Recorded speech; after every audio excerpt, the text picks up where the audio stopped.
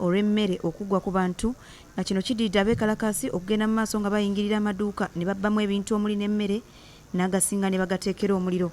Bano tebakomye ku ekyo wabula n'emmotoka ezitambuza emmere okuva mu nnimiro bazigaanye okutambula n'ezimu ne baziteekera omuliro nga n'abantu abasinga abalina emmere enkalu mu maduuka basazeewo okugaggala olw'okutya okulumbibwa. Mu kiseera kino ebintu ebikozesebwa mu bulamu obwa bulijjo nabyo bikendedde nga n'abamu ku bantu balabiddwako nga basimbye ennyiriri mu kibuga Durban okusobola okugula emmere esigaddewo.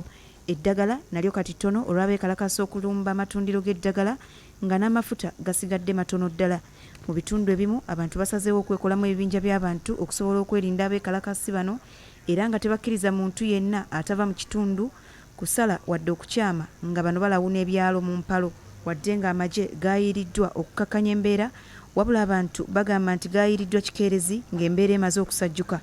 Embeera eno era yandyongera ku bbula ly'emirimu olw'emirimu egyonooneddwa nga n'abantu abataateeka bizinensi zaabwe mu nkola ya yinsuwa kyandibatwalira akaseera okudda engulu. Wadde ng'embeera ekyali ya bunkenke wabula mu bitundu ebimu okuli Soweto abantu batandise okukkakkana nga n'abamu batandise okulongoosa ebitundu byabwe. Kyokka yo mu KwaZulu-Natal okwekalakaasa kukyagendera ddala mu maaso ng'okubba n'okwonoona ebintu be baana baliwo mu kitundu ekyo.